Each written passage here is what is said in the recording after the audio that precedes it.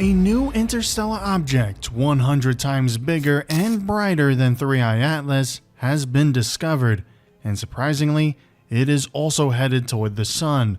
Astronomers first spotted it on September 12, 2025, using the Solar Wind Anisotropes, or SWAN instrument aboard the SOHO spacecraft. 2 days later, Australian comet expert Michael Mattiazzo captured a jaw-dropping image. Its tail is 2.5 degrees long, about 5 full moons wide, completely dwarfing the tiny tail of 3IATLAS. The International Astronomical Union has officially named it C2025 R2 SWAN after its initial designation, SWAN 25b. The announcement landed like a thunderclap because 3IATLAS, now the arrival of SWAN R2, even larger and stranger, has astronomers asking hard questions.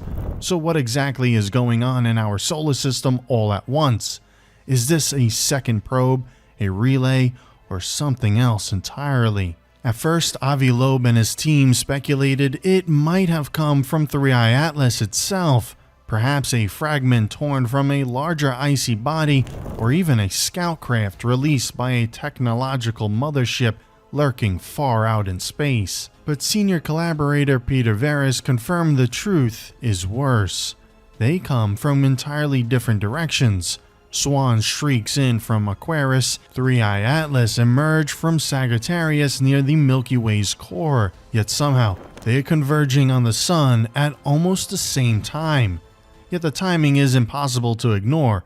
Both will swing close to the Sun in October 2025, almost side by side on a cosmic scale. At perihelion, SWAN will be about 150 million kilometers from the Sun, while 3IATLAS passes at 203 million kilometers, a gap of only 50 million kilometers and shrinking as their velocities change. Even more ominous, they will both vanish behind the Sun at once, hidden from every telescope on Earth. 2 interstellar visitors, overlapping orbits, 1 solar encounter, and no way to see what happens next. Now, if you compare 3IATLAS with SWAN R2, it feels like a warship next to a drone. Spectroscopic scans of 3IATLAS already stunned scientists. A solid nickel body with no iron at all, a metal blend found only in advanced industry, not nature. Inside, instruments measured a 10 gigawatt nuclear core, and its tail behaved like engine thrust, not melting ice, emitting tightly collimated carbon dioxide at a steady speed, a pattern no natural comet produces. As 3IATLAS neared the Sun, its exhaust snapped from red to green at the exact moment its path changed, which Avi Loeb calls thrust mix modulation, the craft adjusting its burn as heating increased, with the color shift as visible proof. 3IATLAS was terrifying enough, but the real shock came with R2 SWAN. Loeb's team detected a silver plasma shield wrapped around a nickel cobalt armored hull that completely dwarfs 3IATLAS. This isn't passive shielding, it's a living electromagnetic barrier with energy levels off the charts, able to bend the solar wind and deflect radiation far beyond anything a solid shell could do. Its tail spans 2 full degrees of sky, about 5 full moons wide, roughly 100 times bigger than the thin plume trailing 3IATLAS. As it neared perihelion,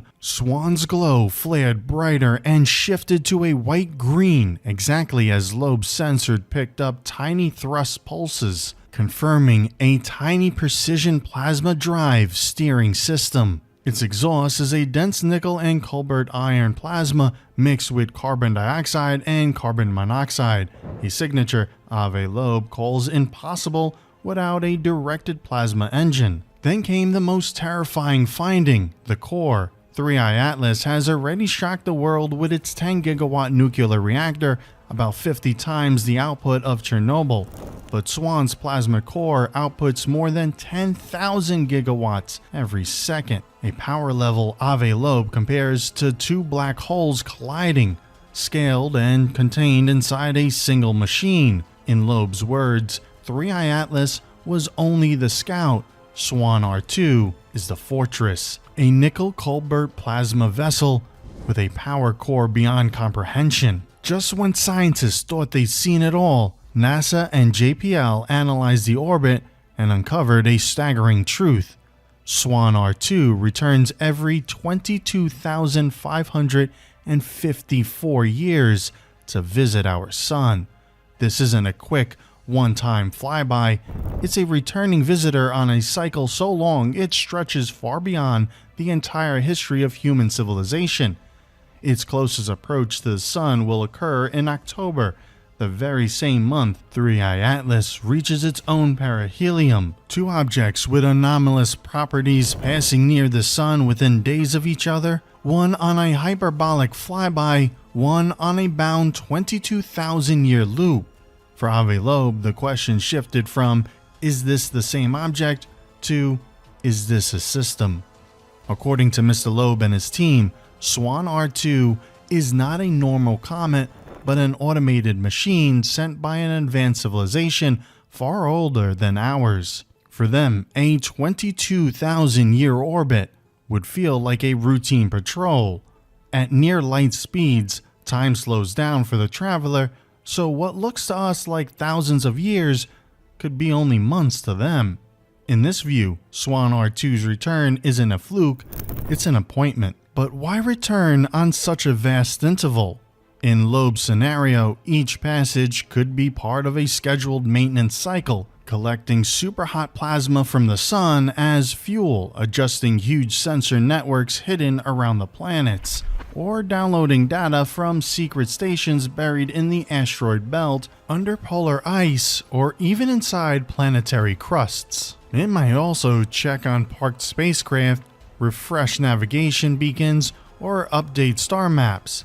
The sun may act as a power source or a navigation beacon, and the 22,000-year loop gives enough time for new information to accumulate before the next pass. It could be a scheduled maintenance run, a resupply trip, or a giant data upload to a network of distant stars. In other words, what seems to us as an age-long mystery could be for them a regular service call. Refuel, update, retrieve, and leave again, on a timetable older than human civilization itself. Another possibility he suggests is that Swan R2 has come to deal with 3IATLAS.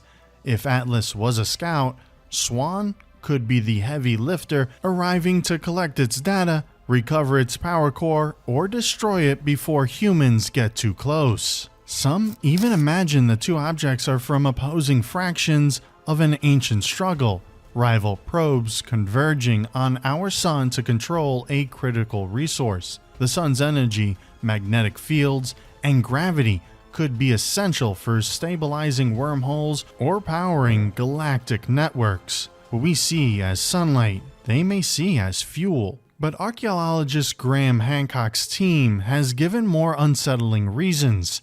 He has noted that the last time Swan R2 passed close to the sun was roughly 22,000 years ago, at the end of the last ice age, precisely when humanity began creating monolithic structures and the earliest star maps. The Great Pyramid, the massive stone blocks at Giza, the perfectly aligned shafts pointing to Orion, all of these may be echoes of an earlier contact, or at least an awareness of these cycles. In his model, ancient builders may have copied or memorized the patterns of these returning stars, encoding the arrival schedule of these probes into their architecture. The pyramid shafts pointing to Orion, the ancient calendars tracking precession, they may not be random cultural artifacts, but warnings and instructions passed down from a time when the last great visitor came close. This theory would explain the extraordinary precision of ancient structures, the sudden appearance of agriculture and mathematics, and the obsession with the sun in early civilizations. If Swan R2's route has been fixed for tens of thousands of years, then the people who built the pyramids could have seen it with their own eyes, blazing across the sky with a 5-moon tail, and built their monuments to mark its path. But Ave Loeb defies this theory and raised the obvious question: why now? After millennia of silence, there have been 3 anomalies in less than a decade: Oumuamua, 3IATLAS, and now Swan R2. Ave Loeb believes this timing may be a reaction to us. For more than half a century, humanity has been broadcasting its existence to the stars, radio and television signals, deep space radar pings, the Arecibo message, and the Twin Voyage golden records, drifting outward as a slow expanding sphere of data. By now, those signals have washed over dozens of nearby star systems. In Ave Loeb's scenario, that bubble of noise finally reached the right listeners, and their response wasn't a single craft, but a sequence. First, Oumuamua in 2017, a dark silent scout. Then 3IATLAS, a nickel-bodied probe with a nuclear core. And now Swan R2, a silver plasma fortress with a power core rivaling black hole collisions. Ave Loeb suggests this is no coincidence. Our transmissions may have triggered a dormant schedule or reactivated an ancient surveillance network. What we see as comets may in fact be machines sent to audit a new civilization that has just begun shouting into the dark. The golden record was a greeting. These could be the visitors arriving in reply. Its emergence from the sun's glare is a stark reminder of how fragile our observational net still is, and how easily something vast can pass unnoticed until it's suddenly before us. What's striking is not only the object itself, but the broader silence surrounding these events. No government, no major space agency, neither in America nor in Europe, has yet treated such discoveries as matters of common concern. Official voices remain quiet, as if the less said, the less responsibility they must bear. And yet, the sky is not silent. Swan R2 and 3IATLAS are not just comets. They are signals, signs of the limits of our categories, of the need for new frameworks, and perhaps of our own place in the cosmos that still resists us. It feels at times like the beginning of an ancient drama. The signs are there, but the chorus prefers silence. The risk is that by ignoring the oracle, we miss the lesson it carries. The cosmos will not wait for us. It speaks whether we listen or not. So which theory do you believe? Routine maintenance, an ancient surveillance network, or a direct response to our signals? Let us know your thoughts in the comments, and don't forget to like and subscribe for more mysterious deep space investigations.